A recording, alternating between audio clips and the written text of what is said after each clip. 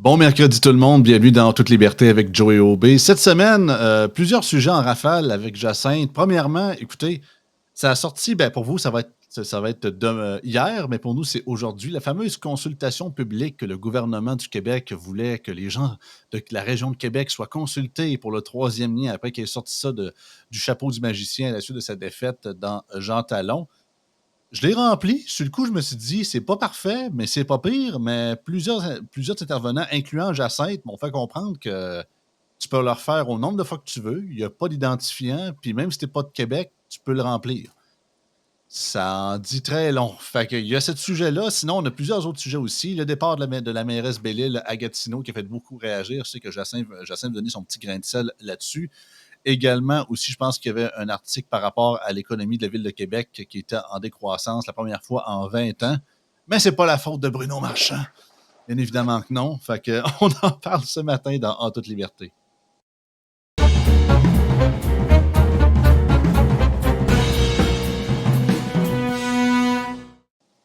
Salut Jacinthe. Salut, Joey.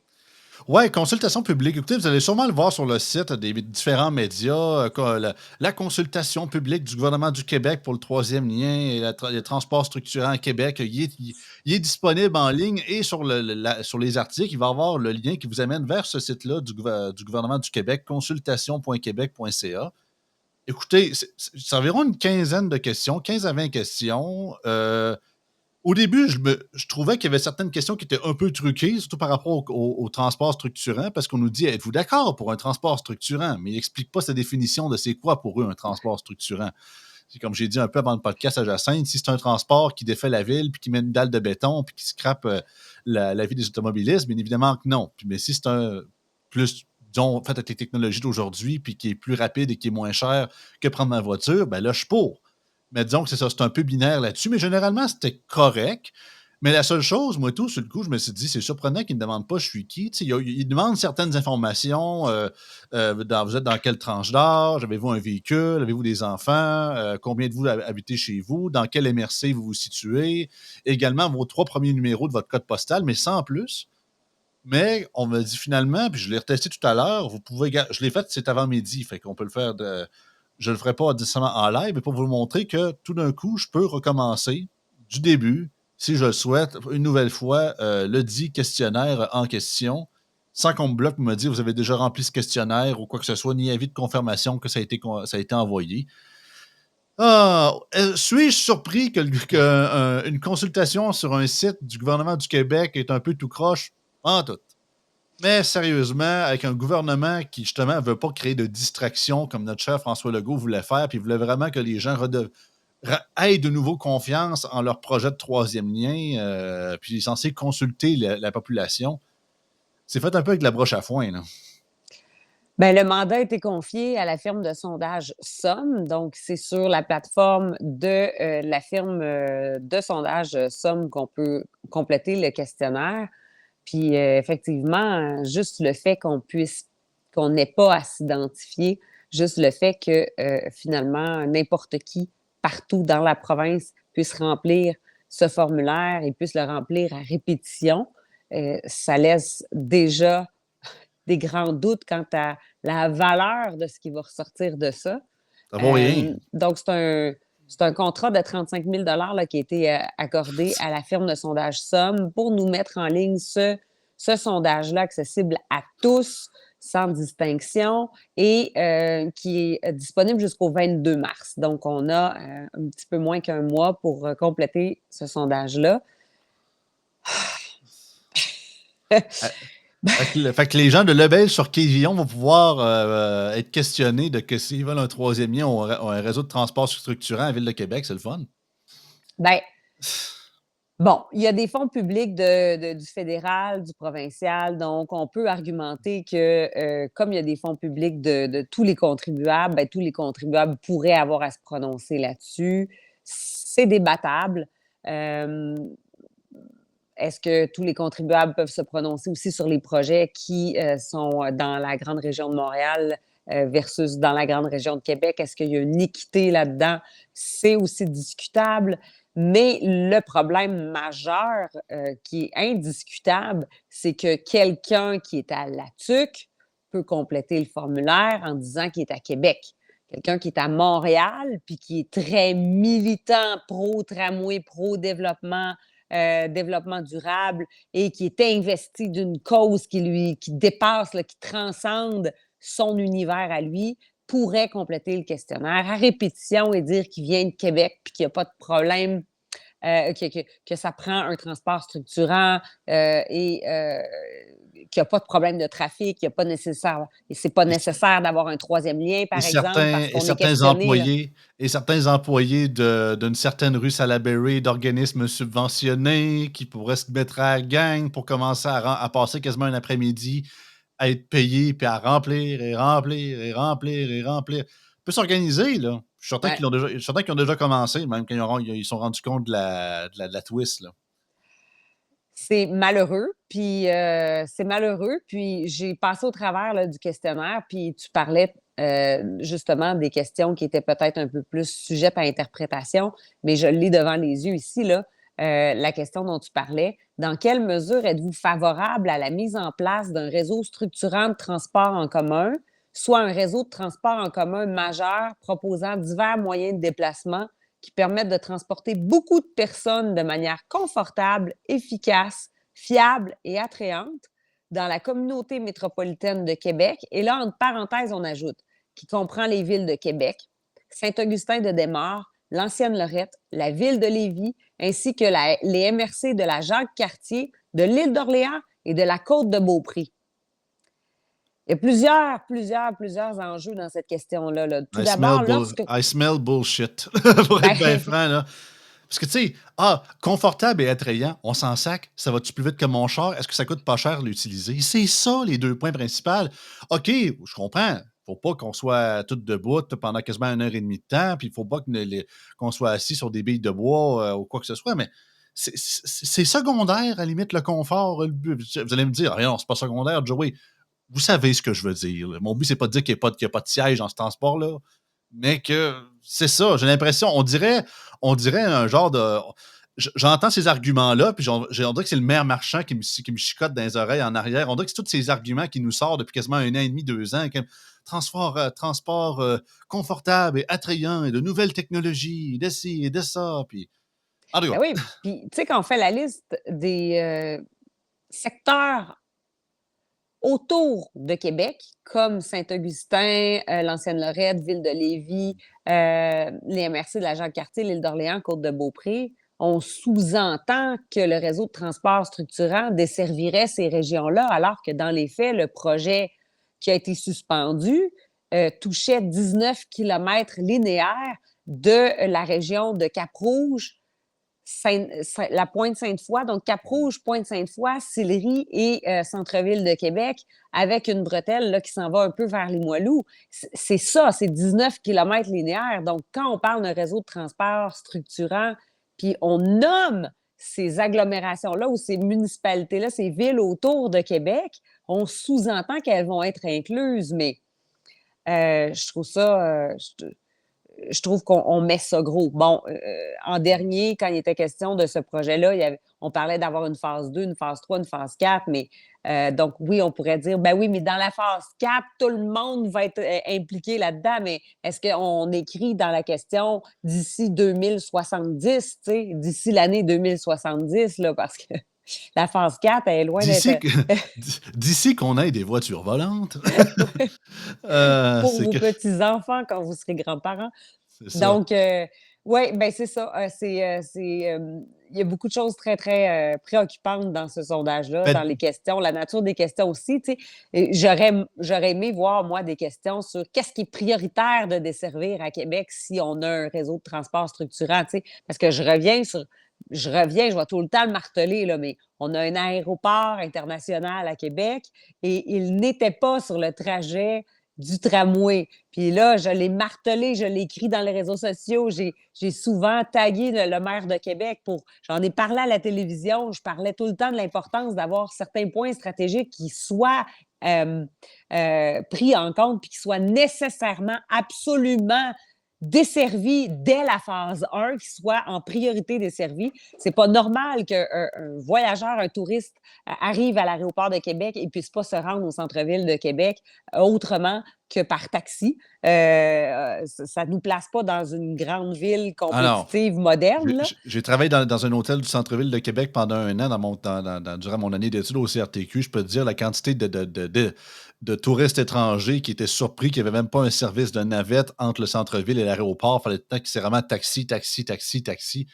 Il y en a plusieurs qui ont fait la face. Ils l'ont pris, mais ils se sont dit, ben, voyons donc, Ben oui, ils sont même mal fait. C'est un peu ça. Là. ben oui, Fait ben que, oui. mais Ben, pour venir à l'objet central, c'est quand j'ai su, parce qu'en fait, la pseudo-nouvelle reliée à la consultation, c'est que c'est fait en ligne. Personnellement, écoute, je comprends, on est en 2024, c'est vraiment le plus rapide et le plus efficace de faire ça pour les gens. Ça les évite de se déplacer, puis les consultations publiques, puis justement, tout le monde peut le faire à l'heure aussi qui est disponible. Puis c'est pas une histoire de, un peu comme Elmer Labonde avec le SRB à l'époque, c'était entre 1 et 5 heures, 1 et 3 heures de l'après-midi, un genre de mardi en milieu de semaine, là, puis il y avait juste des retraités qui y allaient, là. Mais perso, par souci de bonne foi puis de perception, j'aurais laissé ça sur ce format-là, mais j'aurais quand même fait certaines consultations publiques pareilles. Par souci de, garde, de main tendue, par souci de écoute, parce que j'ai l'impression que tellement qu'aujourd'hui, puis on le voit, on a parlé souvent, toi puis moi, Jacinthe, dans la politique municipale, même au provincial, qu'on essaie de tout et absolument tout d'éviter de parler au peuple, les plébéiens, là, les roturiers. Aller voir le monde, hein, non, non, on va aller voir des organismes ouais, subventionnés, on va aller ben voir ouais. des maires et des conseillers. Puis je dis pas de pas le faire, oui, les maires et les conseillers municipaux, ça reste des gens qu'il faut consulter.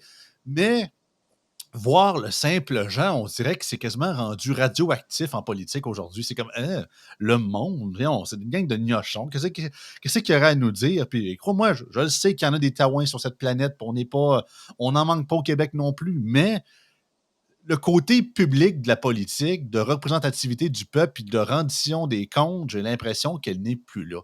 Puis autant que mon but, c'est pas de faire un argument anti-technologie, au contraire, écoutez, je travaille dans le podcasting, il n'y a pas plus technologique que moi, de pro-technologie, je passe mes journées devant des écrans. Mais c'est ça, c'est que j'ai l'impression que l'effet négatif aussi de la technologie, puis du télétravail et tout ça, fait qu'on devient de plus en plus déconnecté à la réalité du terrain, puis on oublie trop souvent des fois qu'aller voir le monde en face, en vrai, en présentiel, c'est encore primordial. Mmh. Puis moi, j'aurais fait ça de manière mixte. J'aurais fait ce genre de version meilleure que ça. Bien évidemment que tu peux se le faire une fois, ce questionnaire-là. Et également, tu organises, mettons, genre de town hall, là, tu sais, pour les gens à certaines heures, que, OK, mettons, voici la liste. Pendant 2 semaines, on va faire une genre de tournée de la grande région de Québec par MRC ou par certaines régions, puis on vous a attendu telle affaire pour une consultation. Par principe. Par Mmh. principe et par, comme je dis, perception de main tendue pour qu'au moins on aille vous voir. Là, j'ai l'impression que c'est que, OK, on fait quelque chose, mais on le sait que si on fait de quoi plus en public, on va nous garocher de la boîte, puis disons qu'avec ce qu'on a présentement, on n'a pas besoin de ça, fait qu'on le fera pas. Fait que, tu Ouais. sais, ou entre guillemets, ça prouve aussi que la CAQ sait déjà que les consultations ont déjà été faites. Tu sais, qu'ils n'arrêtent pas de dire que là, il faut aller reconsulter le monde alors qu'ils savent depuis quasiment 2014 de ce que le monde veut. Fait Ouais. est-ce que c'est pas un aveu à demi-mot que finalement, c'est un peu de la bullshit, mais on fait quoi juste pour dire que on va aller voir les gens? C'est ça, ça reste à voir. Mmh mh. Mmh. Puis, Bruno Marchand réagissait aussi à ce sujet aujourd'hui Eh oui, j'ai sur, vu ça. la sortie de ce sondage-là qui, lui-même, semblait pas comprendre, là, dans quoi ça s'inscrivait. Hem, c'est un manque de planification, j'imagine, je sais pas, mais bon, c'est sorti très, très tôt ce matin et puis, on a un mois pour y répondre. Alors, mais tu sais, je pense que si on avait déjà, des plateformes pour payer nos taxes municipales à la Ville de Québec, je pense qu'il y aurait eu moyen d'organiser en complicité avec nos villes, Ville de Lévis, Ville de Québec, les municipalités environnantes, il y aurait eu moyen d'organiser ça avec les plateformes qui existent déjà dans les villes pour se j'allais dire se loguer, comment on dit ça en français? Entrer dans la plateforme. Se connecter, c'est ça. Ouais, merci, se connecter avec notre identifiant, individuel à la ville, puis aller finalement compléter un sondage ou aller, avoir l'occasion de donner nos commentaires sur ce projet-là. mais de façon unique, exclusive, avec un identifiant par personne, par Mhm. citoyen qui paie des taxes, ça aurait déjà été une bonne façon de mesurer avec plus de justesse et plus de rigueur. Mais semble-t-il que la rigueur et la justesse n'ont pas leur place dans ce projet. En parlant du maire marchand, j'ai l'extrait ici. En fait, c'est Dominique Moret qui l'a enregistré sur ta télévision. Ça se peut que vous l'entendez un peu. Ça dure 45 secondes. Je pense qu'on va pouvoir le passer. Ça donne comme suit. Je suis pas capable de dire où ça s'inscrit, cette consultation-là, dans le processus actuel. Je suis pas capable de dire où ça s'inscrit par rapport à ce que la Caisse de dépôt fait. En quoi la Caisse avait besoin ou pas besoin de ça, je ne sais pas. Je suis pas capable non plus de dire en quoi on va chercher là des éléments de vision d'avenir. Pourquoi arrive-t-il à ce moment Pas qu'on consulte le monde. alors que le gouvernement a envoyé tout le dossier de la mobilité Les gens sont juste là pour payer. dans la région de Québec à CDPQ Infra, la Caisse de dépôt et placement? On se pose des questions sur les questions. Pourquoi on a choisi de parler autant du troisième lien? Pourquoi on parle beaucoup d'autobus? Pourquoi on parle presque pas d'un système de transport collectif structurant? Peut-être parce que justement, personne n'en veut. Puis les seuls qui les poussent, c'est comme on l'a déjà dit avec toi dans d'autres libertés, Jacinthe, c'est des chambres de commerce, c'est des organismes sur la rue Salaberry, puis c'est des petits politiques, puis les petits médias, mais que le monde n'en veut pas. Calvaire. Puis, regarde, puis encore là, ce transport structurant, je veux dire, l'argument du voisin gonflable nous a tellement été sorti à pu finir. Tu sais, on est la seule ville au Canada qui n'a pas ça. Mais si ça ne fit pas, si on n'a pas de besoin. Tu sais, à quoi ça sert en bout de ligne? Puis je dis pas de rien faire là-dessus, mais tu sais, je trouve ça tellement. Tu sais, encore là, autant que je comprends le questionnement de pourquoi on consulte le monde alors que selon moi, l'idée est déjà faite, ça sert absolument à rien. Tout le monde sait qu'on a besoin d'un troisième lien. Mais d'un autre bord, un peu comme Morel disait, c'est que là, consulter les gens, arc, c'est ça. C'est un peu comme je disais tantôt. Là, on dit comme non, c'est bien bizarre aller voir les gens, aller leur demander leur avis. On peut pas juste gérer entre nous autres. On est élus, nous autres, on est all power. On demandera votre avis une fois aux 4 ans, c'est bien assez. Le reste du temps, laissez-nous gérer. Non, hey, faire de la consultation citoyenne, c'est sain, c'est démocratique. Puis à tous ceux qui disent que la démocratie est en péril si certains individus deviennent élus, là, puis que la démocratie sera en péril. La démocratie est en péril quand on entend des élus se demander pourquoi on consulte les citoyens. Là. Plus de consultation égale une meilleure démocratie. Donc là, franchement, c'est désolant, mais la manière de faire la consultation, là, dans ce cas-ci, elle est très questionnable. Il manque de rigueur, puis ça ne nous permettra pas d'avoir un portrait juste de la situation, de ce que les gens pensent réellement, puis on ne sait même pas qui va avoir répondu à ça. Ça n'a pas de bon sens, là. Mais c'est dommage d'entendre ces gens-là qui ne sont pas ouverts à entendre avoir de la participation citoyenne. L'autre chose, c'est que c'est incomplet, là. Tant qu'à faire de la consultation, faisons de la consultation de manière complète. Tu parlais qu'on a besoin d'un troisième lien. Les gens dans la région savent qu'on a besoin d'un troisième lien. On est tombé dans certains pièges aussi parce qu'on parle de troisième lien. On a besoin d'une voie périphérique à l'est. C'est ça. Pas un Christy de tunnel le plus gros de la planète que personne n'a jamais voulu qui passe de centre-ville à centre-ville pour se ramasser sur Pierre-Bertrand. Tout le monde sait qu'au trafic, c'est déjà John Pack. Là, fait que un pont qui permette le transport lourd parce que notre seul pont, donc c'est pas un troisième lien, notre seul pont qui permet le transport le transport lourd, le transport de camionnage, le transport de matières dangereuses, on en a un seul. Ça nous en prend un autre dans l'Est pour finalement aller rejoindre l'autoroute de la capitale dans l'Est sur la rive nord et aller plus près de Lévis sur la rive sud, tu sais. Mais même là, on n'utilise pas les bons termes. Puis quand des consultations se font en utilisant certains termes plutôt que d'autres, on voit déjà que les questions sont orientées parce que ça serait intéressant d'avoir des perspectives beaucoup plus larges puis de pouvoir permettre aux gens de vraiment se prononcer avec plus de détails sur... c'est ça, parce que dans la consultation, j'essaie sûrement de te couper, mais c'est ça, c'est qu'on explique, c'est que ils disent être en faveur d'un lien autoroutier entre les deux rives et nous demandent la spécificité du lien. En gros, voulez-vous uniquement routier? Là, voulez-vous avec mix transport en commun routier ou uniquement transport en commun? OK, au moins, Ouais, il nous pose cette question-là, mais il ne nous ouais. demande aucunement la géographie, géographiquement, la position d'un tel lien, il serait où? Mhm. Ça, c'est un peu bizarre, sachant que c'est quasiment l'éléphant dans la pièce, là. C'est quasiment l'éléphant dans le couloir qu'on n'ose pas reconnaître l'existence. Et que justement, c'est ça qui est important. Parce Mhm. que là, la grosse rumeur, depuis que la CAQ a donné ça, quasiment, sont un peu floues depuis l'histoire de Jean Talon, c'est que plusieurs penseraient que, d'un, ça serait pas à l'est, ça serait quasiment, soit on remplacerait le pont de Québec ou on construirait un autre pont à côté du pont de Québec. Fait que le pont de Québec serait comme en sandwich entre le pont Pierre-Laporte et le nouveau troisième lien qui deviendrait, entre guillemets, le deuxième lien qui remplacerait le pont de Québec, qui serait quasiment plus utilisé par le service routier. Mélanger un genre de transport structurant qui passerait là-dessus puis qui ferait l'interconnexion entre les deux rives. Encore là, on est encore John Pack dans notre goulet d'étranglement. Puis tu vas me dire, ah oui, mais c'est nécessaire. Oui, mais je trouve tellement que c'est finalement, ça va, si c'est ça, ça va être, oui, entre guillemets, un projet de lien, mais c'est pas du tout ça. Ça a jamais. J'entends jamais personne me dire, tu sais, c'est plus dans le temps du Régis Labonde qui parlait d'un lien à l'ouest. Là. C'était le seul qui parlait de ça avec les médias. Ouais. Mais jamais sur le terrain, le monde demandait ça. Même le monde de Charny, je pense qu'ils veulent pas de ça. Mm. C'est ça, ça va être. Ça sera pas ce qu'on veut, mais en tout cas, je reste à voir. On peut toujours avoir des miracles, mais j'ai le feeling que ça sera pas nécessairement ce qu'on va, ce qu'on va avoir de besoin.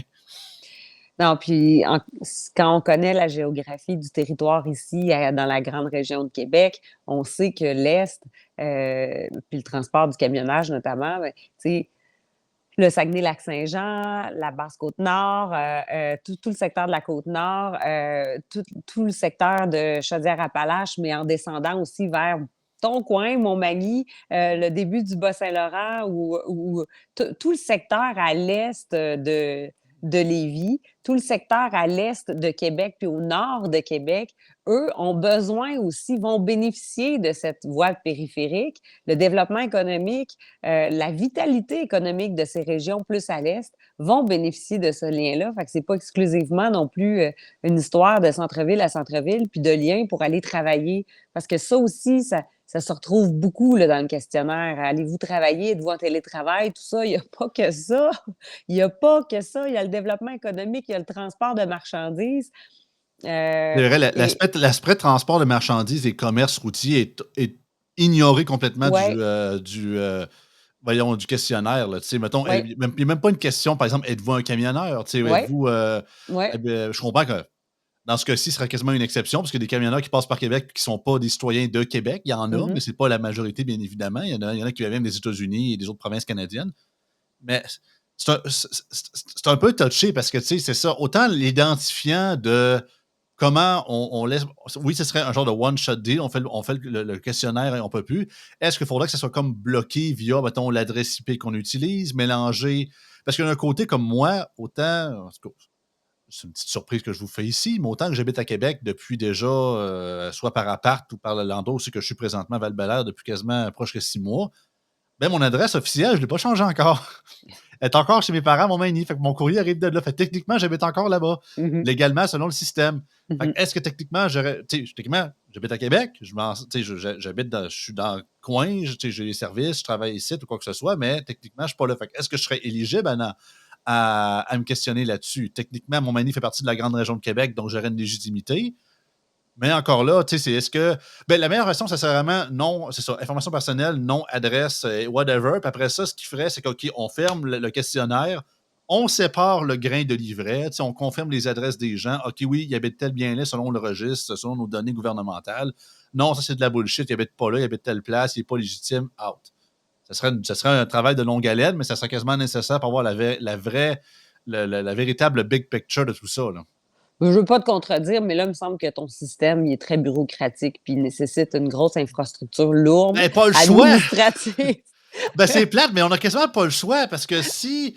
Il y a tellement de manières. On l'a vu avec l'affaire on a vu avec le fiasco de la SAAC il y a à peu près un an à quel point la gang du Hackfest à Québec, à quel point c'était facile de soit hacker certains trucs gouvernementaux ou quand c'est plus ou moins. Parce que tu sais, encore là, la raison pourquoi je me dis, techniquement, moi, je ne serais pas éligible parce que moi, je ne paye pas de compte de taxe à Québec. Je suis locataire. Fait que c'est Ouais. quoi? Faudrait votre numéro de compte de taxe. OK, ouais, mais je ne suis pas propriétaire. Fait que moi, Ouais. ça ne me concerne pas. Ouais.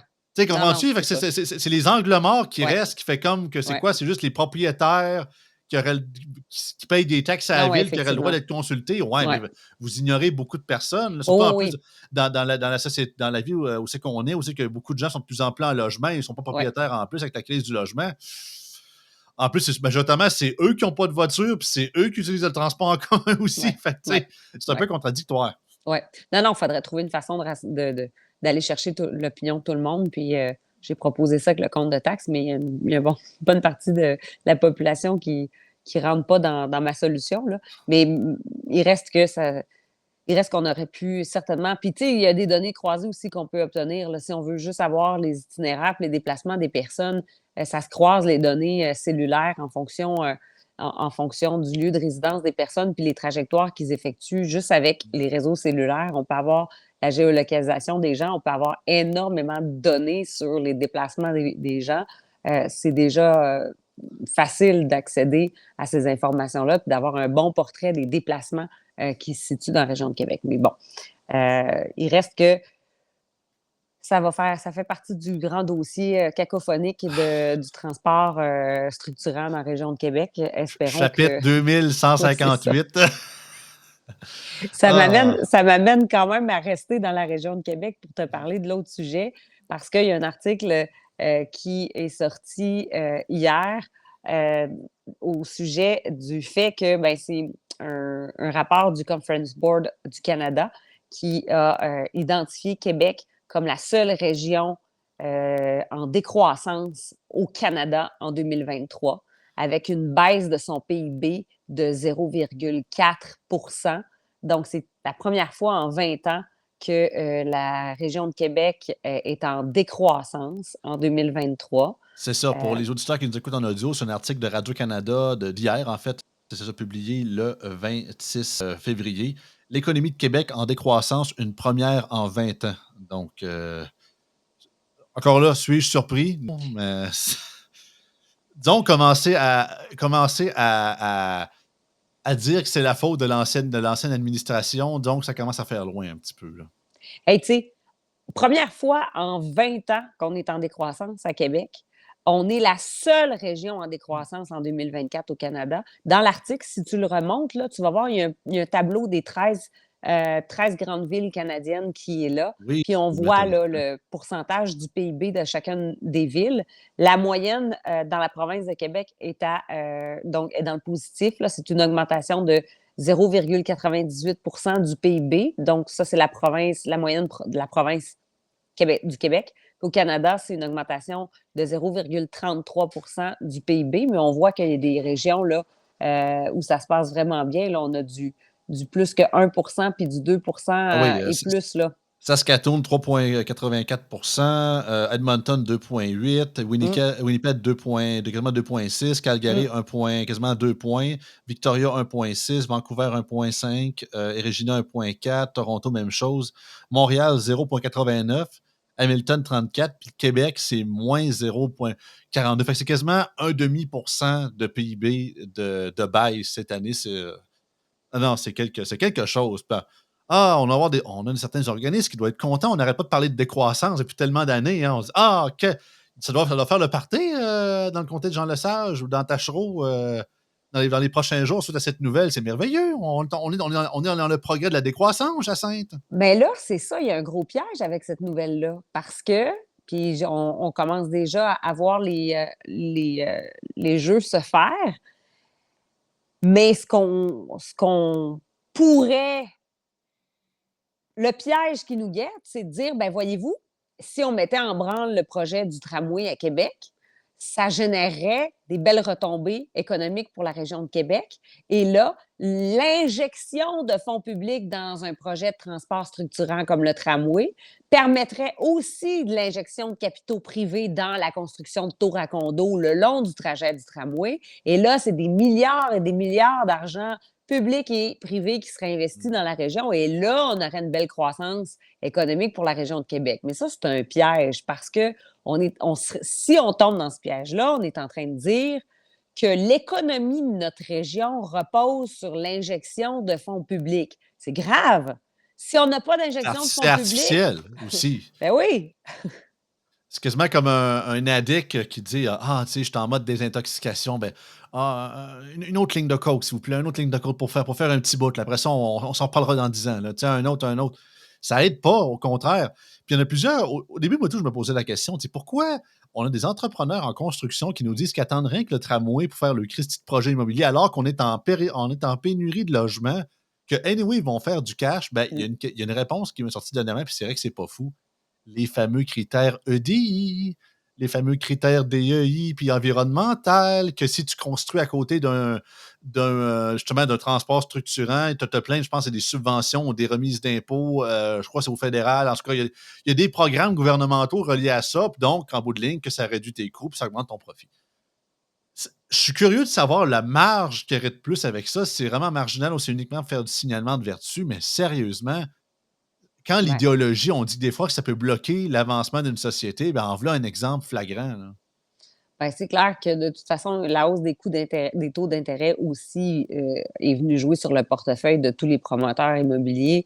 Il y a eu un boom, il y a eu un boom après la crise sanitaire, puis là, ça s'est calmé un peu.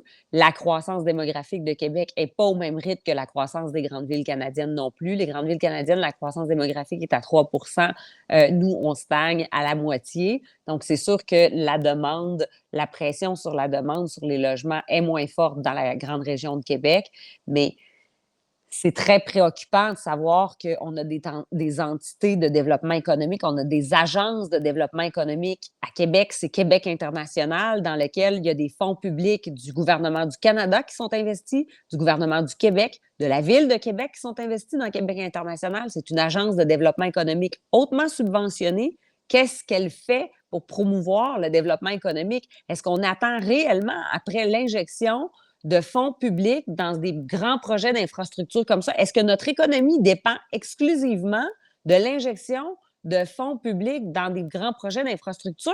Est-ce qu'on est capable de faire autre chose pour promouvoir puis développer notre économie à Québec? Ou on attend encore après le gouvernement puis on a besoin des mamelles de l'État, finalement, pour progresser puis assumer une croissance?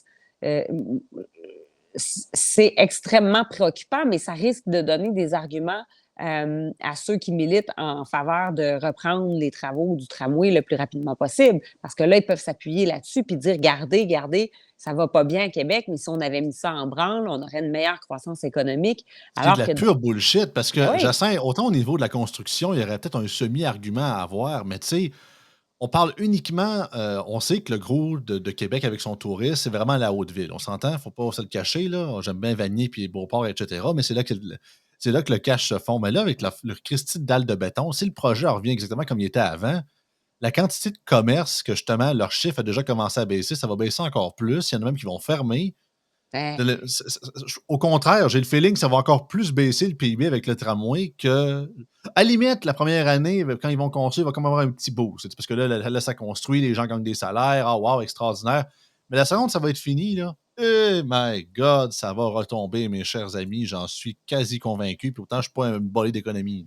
mais de toute façon, là, il y a des éléments à leur regarder à part le tramway, là. Il me semble que ça fait pas très longtemps qu'on a vu le maire sortir pour dire que finalement, on allait limiter le nombre d'arrivées de bateaux de croisière au port de Québec. Ah, on a vu ça, là. Le Les Bélu- Vieux-Québec est trop Quoi, les engorgé, Belugas? là.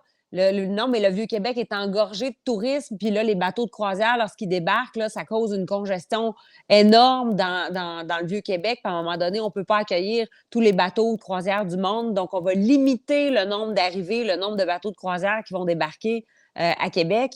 Pas de En bon v'là, sens. là, du développement économique que tu viens de limiter toi-même volontairement, là, pour les raisons qui peuvent être légitimes ou pas, là, j'ai pas creusé à fond ce dossier-là, mais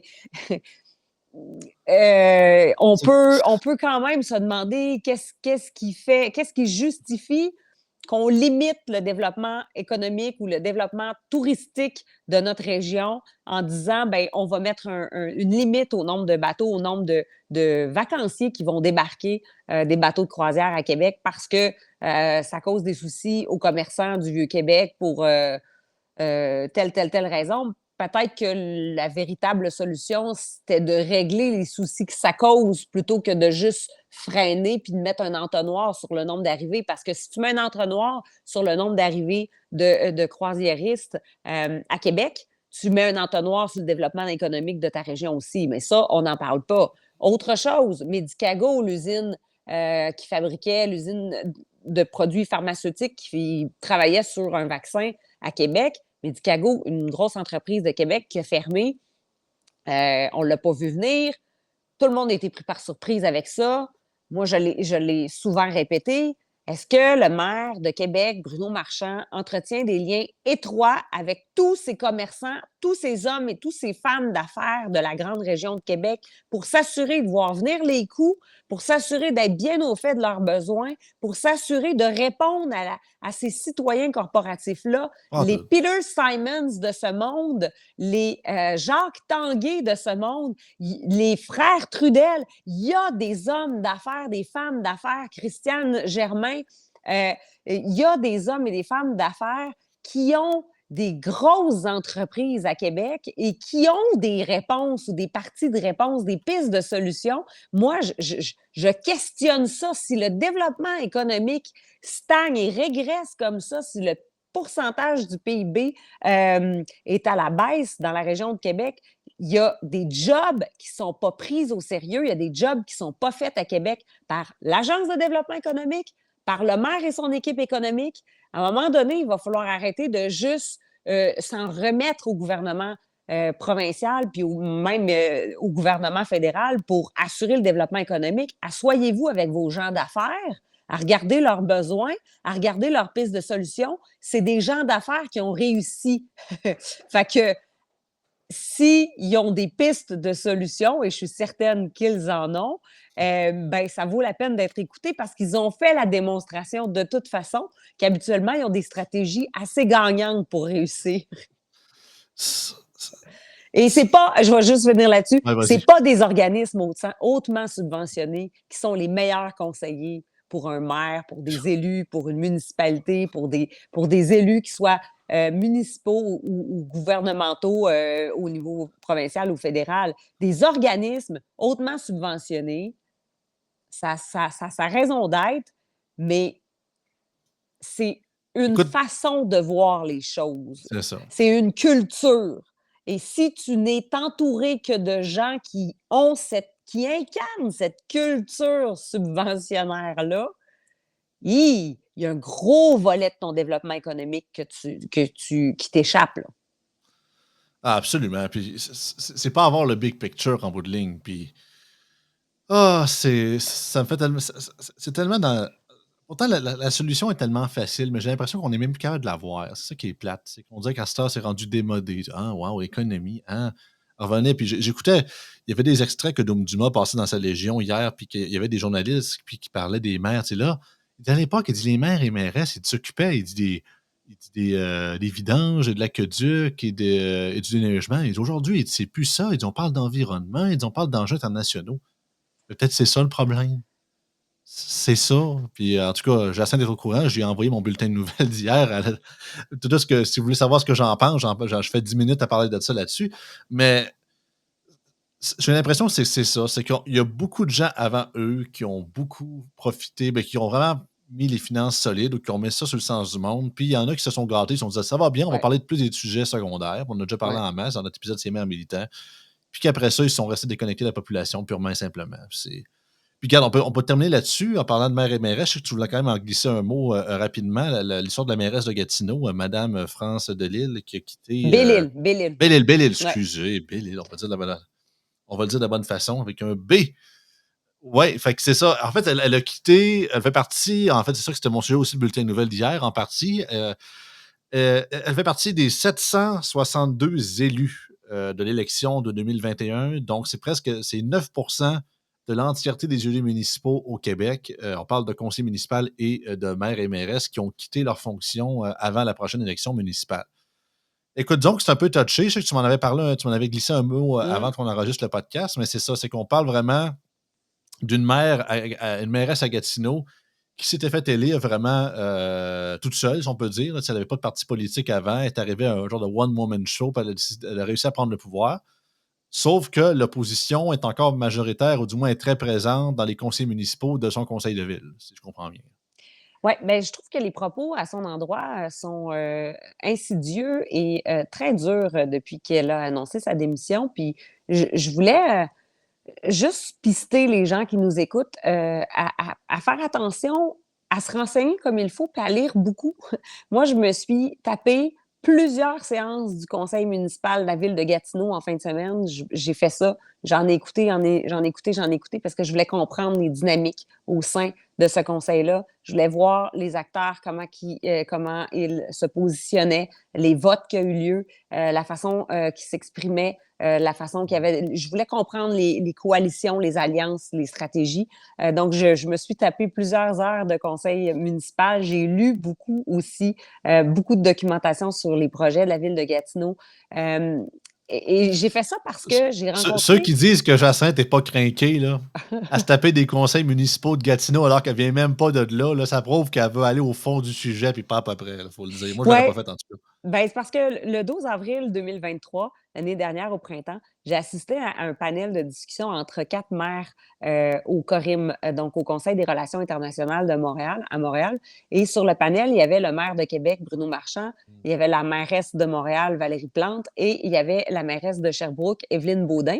Et il y avait finalement, en quatrième, la mairesse de Gatineau, France Bellil. Donc, les 4 étaient sur un panel de discussion où ils discutaient de diplomatie municipale internationale. Donc, le rôle des villes à l'international. Et là, bon, on avait Bruno Marchand qui revenait de la Finlande. Déjà en partant pour. Euh, Je ça comprends. donne le ton. À la limite, Québec-Montréal, il y a un minimum de tout ça, mais encore là, c'est secondaire, tu as le fédéral pour gérer ça. Tu sais, c'est comme.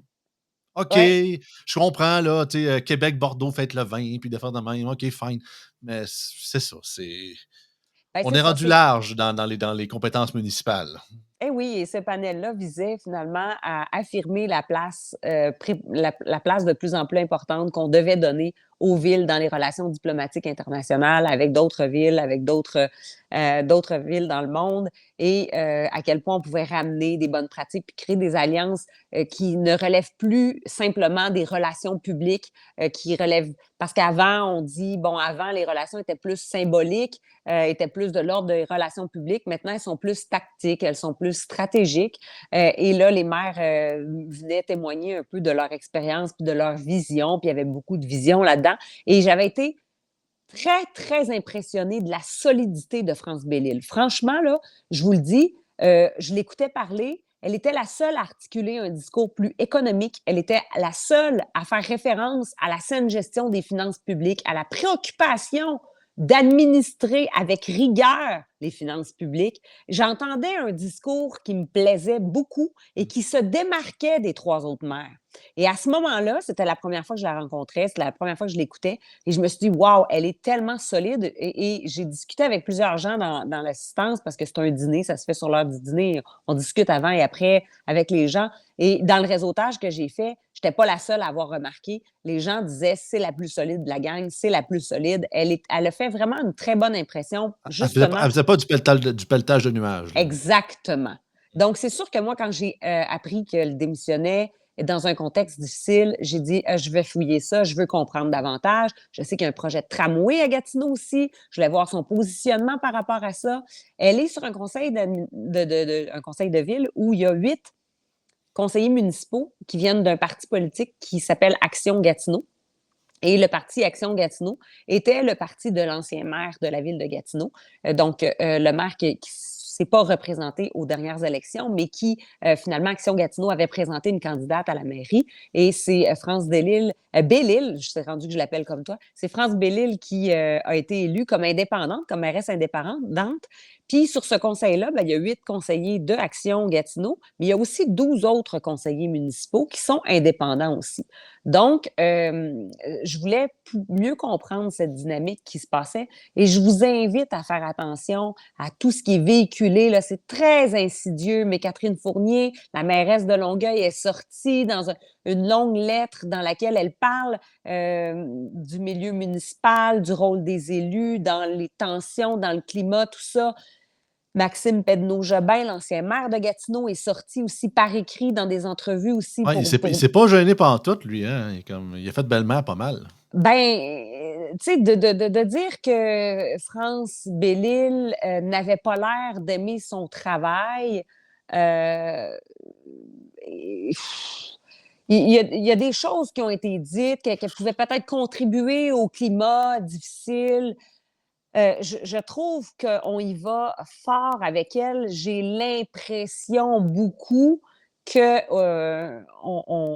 on s'enquérit pas de toute la nature de la situation. Ouais, Parce ouais. que, par exemple, le dossier de tramway, qui est un dossier estimé là, à 4 milliards de dollars pour un projet de tramway à Gatineau, c'est sûr que France Delisle, qui a cette préoccupation-là de saine gestion des finances publiques puis de rigueur, quand elle a entendu que le projet à Québec avait presque quadruplé en termes de projection de coûts.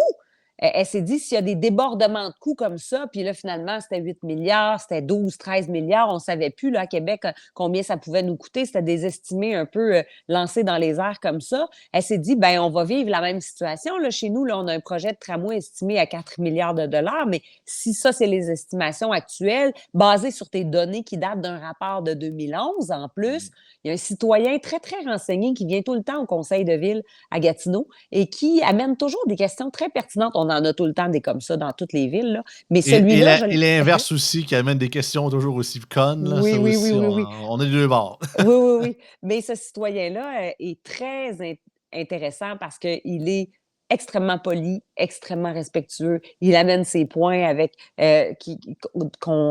rigueur. On voit qu'il a fait une réelle recherche, puis il est très, très, très consciencieux dans la façon d'apporter les choses, puis dans son travail.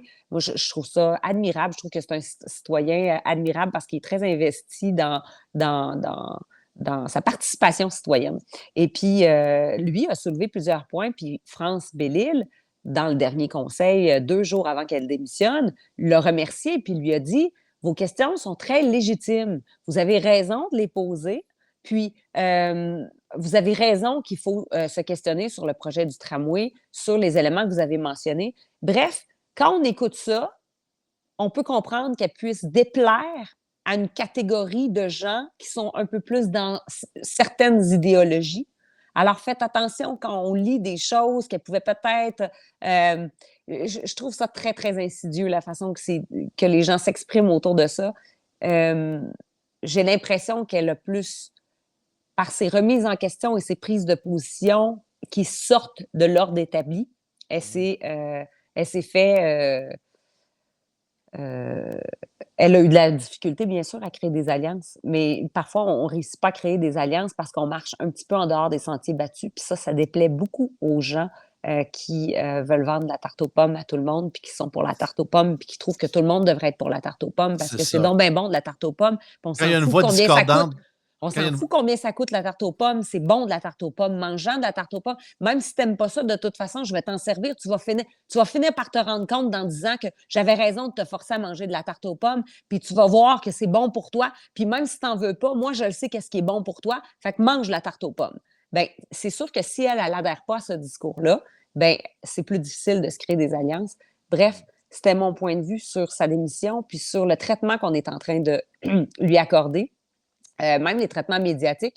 Moi, dans ma campagne électorale en 2022, j'avais eu une entrevue avec mon journal local qui m'avait demandé la journée où on avait annoncé ma candidature comme candidate dans Port-Neuf en 2022.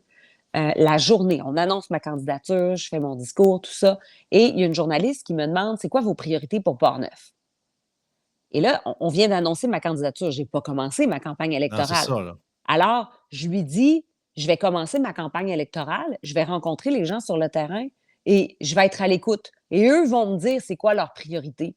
Alors, pour le moment, je n'ai pas de plan précis. Je vais être à l'écoute des citoyens, puis je me ferai une idée pendant cette campagne électorale-là sur ce qui est important pour les gens. Parce que Port-Neuf, en plus, c'est très, très grand. Donc, l'ouest puis l'est de Port-Neuf n'ont pas du tout les mêmes préoccupations. C'est des enjeux complètement différents. Alors, et souvent, quand on vient de Port-Neuf, on connaît le secteur d'où on vient. Moi, je viens de l'ouest, je viens de l'est de Port-Neuf. L'ouest de Port-Neuf, je le connaissais moins. Alors, je voulais m'enquérir de toutes les municipalités. C'était 18 municipalités. C'était important de bien connaître les enjeux, tout ce grand territoire-là. 18, c'est facile. Là. Oh, Ben, oh. Non, j'étais capable parce qu'à Montmagny, avant Montmagny, mais dans le Côte-du-Sud, c'est 2 anciens comtés qui ont fusionné, on a 45. Wow. C'est des petites municipalités, on entend, c'est des petits villages, mais c'est quand même, c'est ça. Donc, quand je vois le monde qui dit « Ah, on a 22 municipalités », moi, je pleure tout le temps. Fait que, non, c'est ça. Ben, sais-tu qu'est-ce que j'ai eu comme traitement médiatique? L'article qui est sorti. N'a pas de plan. Suite à ça, pas de plan, pas de plan. Madame Harel n'a pas de plan pour Port-Neuf. Donc, ce que je voulais dire aussi, c'est que je regardais le journal local, le traitement médiatique, la couverture médiatique que la mairesse de Gatineau avait. Et à force de lire toutes sortes de documents puis de m'exposer à différentes sources d'informations, j'ai pu constater aussi que même le traitement médiatique de son journal local n'était pas nécessairement en sa faveur. Donc, elle dérangeait beaucoup. Et moi, quand un politicien ou un élu dérange, je trouve ça intéressant parce que il dérange Ça prouve qu'il se peut-être passe pas de quoi qui est sur du bon bord. Là. Il dérange peut-être pas toujours pour les bonnes raisons, il dérange peut-être pas toujours de la bonne manière, mais s'il dérange, je veux savoir qui il dérange, pourquoi il dérange. Ben, juste si Voilà. les médias en parlent. Si les médias parlent d'un élu qui dérange, ça veut dire qu'il fait sa job sur le bon sens du terme. Ouais. Parce qu'un élu qui ne coûte pas la population, les médias, ils l'aiment beaucoup. Au contraire, wow, quelle maire progressiste, quelle maire avant-gardiste, quelle maire ou mairesse qui a du courage. Ah, wow, sont-ils bien beaux, sont-ils pas méchants? Jamais tu vas voir un média parler d'un maire de gauche dire qu'il est contre la population, à part dans un exemple flagrant, semi-caricatural qui pourrait arriver, que là, c'est sans ombre, dans l'ombre d'un doute. Mais à part de ça, pas en tout, là. C'est plate. C'est malheureusement, c'est le deux poids, deux mesures, il faut vivre avec dans notre cher monde politique et de notre Québec dit ouvert d'esprit. En tout cas, là-dessus, c'est assez spécial. Tu avais rien d'autre à rajouter là-dessus. Je pense que ça avait fait le tour, Jacinthe. Hein? Oui, oui. Yes, sir. Fait que, écoute, ça fait quelques sujets en rafale, mais je pense que ça fait du bien de parler un peu de certains sujets parce qu'il y en a beaucoup qui font réagir beaucoup de gens. Puis des fois, autant qu'on peut parler de troisième lien jusqu'à demain matin, mais je sais qu'on a beaucoup de gens qui ne sont pas de Québec qui se disent parlez d'autre chose. On est à bout de nous entendre parler de troisième lien. Alors, je vous comprends, Simone. Moi, tout, je suis à bout d'en parler. Puis j'ai-tu assez le goût qu'il se finisse, ce Christy de projet-là, ou qu'il se fasse pas, ou du moins qu'il y ait comme une conclusion, peu importe laquelle.